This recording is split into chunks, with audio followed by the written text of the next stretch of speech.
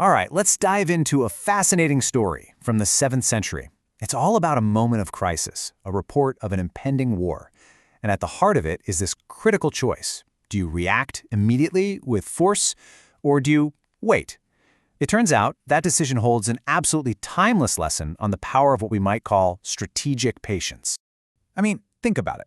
It's a question any leader, really anyone in a tough spot, has to face. When you're up against a threat, what's the smartest move? Is it to hit back hard and fast, or is there a better way? Well, that exact dilemma is what we're going to explore. Okay, so picture this. We're in the rugged, harsh landscape of 7th century Arabia, and a rumor, just a whisper at first, starts to spread.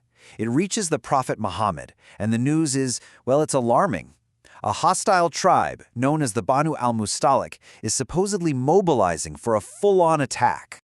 So, let's get into the details. Who were these people, the Banu Al-Mustaliq? And why was this rumor taken so seriously? You see, the Banu Al-Mustaliq weren't just some random tribe. No, they had a real history with the Muslims. They were an offshoot of a larger tribe, and they'd allied themselves with the Quraish, the main enemies of the Muslims in Mecca. They even fought against the Muslims at the Battle of Uhud.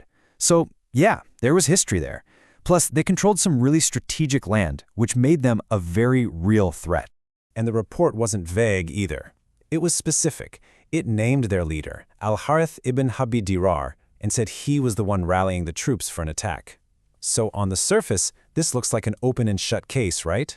The threat seems credible. It seems imminent. The easy thing to do, the obvious thing, would be to gather an army and hit them first. But that's not what happened. Nope. Instead of an impulsive, knee-jerk reaction, there was a pause, a deliberate pause. And this wasn't just hesitation. It was guided by a deep, profound principle, a principle that valued certainty way more than speed.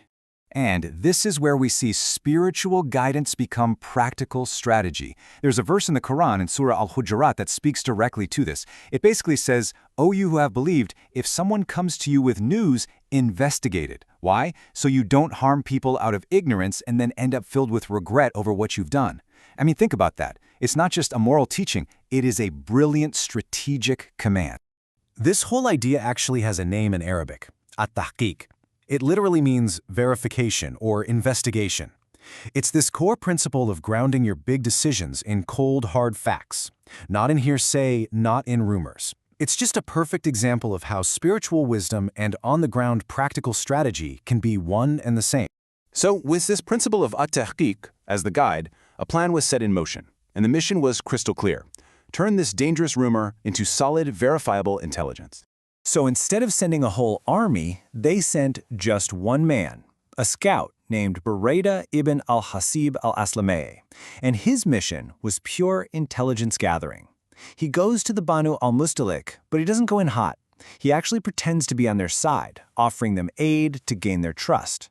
It was a brilliant move. It let him get right inside their circle, and from there he confirmed everything. They were planning to wage war. So he gets that confirmation and heads straight back with the verified intel. And just like that, the investigation was over. The rumor was true. The threat was absolutely real. That whisper of war was now a confirmed fact. And now they could act with total certainty. See, with the truth finally on the table, the response could be swift, decisive, and confident. This wasn't a march based on fear, it was a march based on certainty. So an army of 700 fighters was mobilized. But you get it now, right? This wasn't a panicked reaction. This was a calm, measured, and powerful response to a confirmed threat. They also had 30 horsemen with them, and the whole force set out in the month of Sha'ban, in the 5th year after the Hijrah. And look, these details might seem small, but they're important. They paint a picture of a well-planned, organized campaign, not some chaotic rush to war. And because they were acting on solid, precise intelligence, they could be strategic. The Muslim army caught the Banu Al-Mustaliq completely by surprise. They found them at their own rallying point, a water source called Al-Muraisi, totally unprepared. The element of surprise was everything, and it was only possible because of that initial, patient investigation. So when you step back and look at the whole story, it's just this incredible lesson in leadership. And honestly, it's just as relevant today as it was over 1,400 years ago. You can really see two paths laid out here, can't you? On one side, you have hearsay. That road leads straight to rash decisions, injustice, and a whole lot of regret. But on the other side, you have real information. That path requires verification, and it leads to justified, effective action. That single decision to pause and check the facts, that was the strategic masterstroke.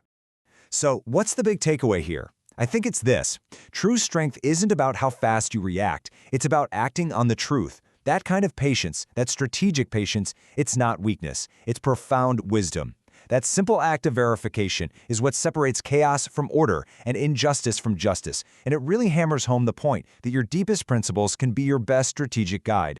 And all of this brings us to one final really important question for right now. I mean, we live in an era of nonstop information, right? Breaking news alerts on our phones, rumors going viral in seconds. In a world that screams for instant reactions, how can we apply this ancient principle of strategic patience in our own lives, at work, in our communities?